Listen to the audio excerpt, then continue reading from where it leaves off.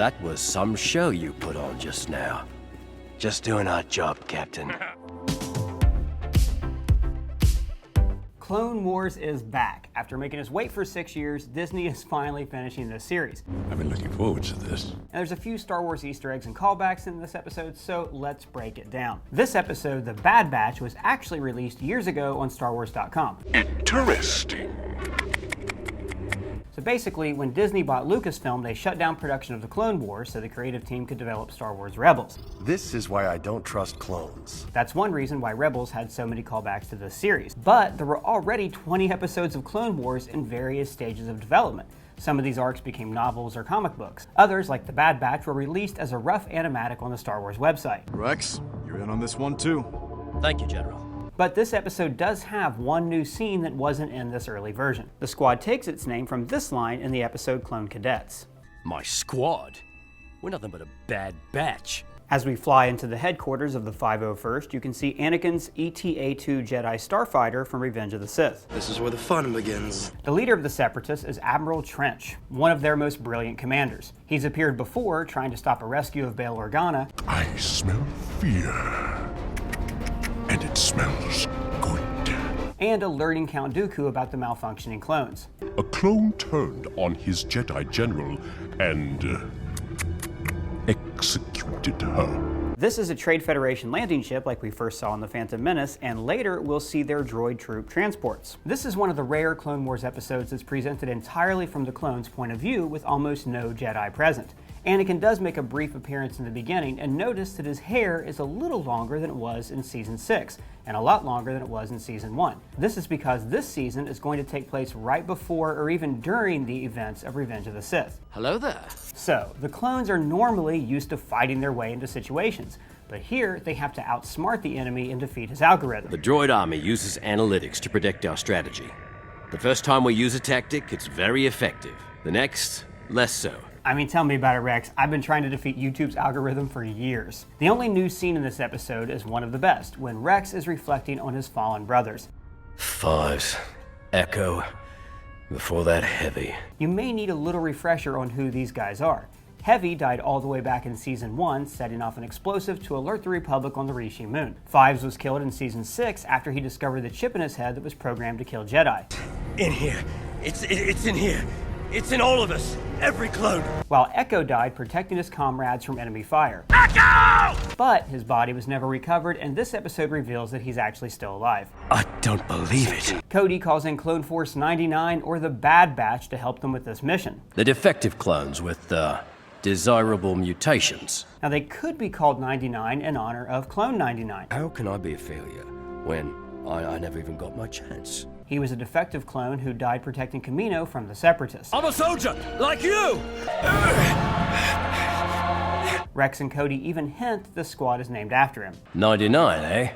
Huh, nice touch. When the Bad Batch arrived, they mentioned their last mission. Wrecker here cut off the Queen's stinger while she was still alive. Now, this is actually pretty brutal. Insect-like races, like the Geonosians, can only reproduce by inseminating their queens.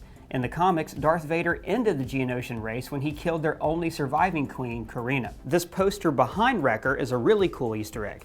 In Arabesh, the Star Wars alphabet, it says Clone History Month, Geonosis. Notice the photo of an old clone helmet. So the troopers are learning about their predecessors fighting in the first battle of the Clone Wars. Commander Cody is hurt in this episode, but before feeling sorry for him, remember that he's the guy who did this. When they attack the outpost, one of the droids says, "You know what's going on? Maybe it's another drill!" Which is a fun Star Wars callback to this. Do you know what's going on? Maybe it's another drill. They kill the droids with vibroblades like we recently saw in live action on The Mandalorian. This is the way. This is the way. These speeders are just like Dooku's little scooter in Attack of the Clones. Now, it's not an Easter egg for this episode particularly, but I've always liked the insect-like appearance of the Separatist vehicles. The Spider Walkers and the Buzz droids. It makes sense that the Geonosians would model the droids after their own insect-like appearance. And one great thing this show does is humanize the clones. Well, just numbers, 99. Just numbers. To me, you've always had a name. In the movies, they're basically interchangeable. They're clones after all. But in the Clone Wars, they have personalities, they customize their appearance, and one of them even deserts the war to raise his family. The Bad Batch are a perfect example of how the show explores the concept of clone humanity. They know they're outcasts, but they embrace this distinction. Yeah! Notice how their shuttle comes in hot and scares away everyone, but they always had control of their flight path. This is showing that they're weird, they're different, they freak everyone out, but they're just being themselves. Check out all the cool details on these clones. The uniforms are dark gray and covered in skulls, symbolizing that they're always on a suicide mission. What kind of suicide mission do you have for us this time? Their leader, Sergeant Hunter, looks like he was modeled after Solid Snake or Rambo. Crosshairs has a target tattoo over his eye. Wrecker's helmet is painted to look like a clone trooper with monster teeth, and the Arabesh letters here spell out 99. Even Tech was slimmed down and given goggles to make him look more like a nerd. I mean, he is, after all, the guy in the chair. Guy in the chair. This first arc of the show has now turned into a mission to rescue Echo. But they're not just trying to save him because it'll win the Battle of Anaxis. He's also their friend and their brother. And this is only possible because the series humanizes the clones and makes us care about them as people. There's so many troopers gone. Yeah, regular folk don't understand. Sometimes in war, it's hard to be the one that survives.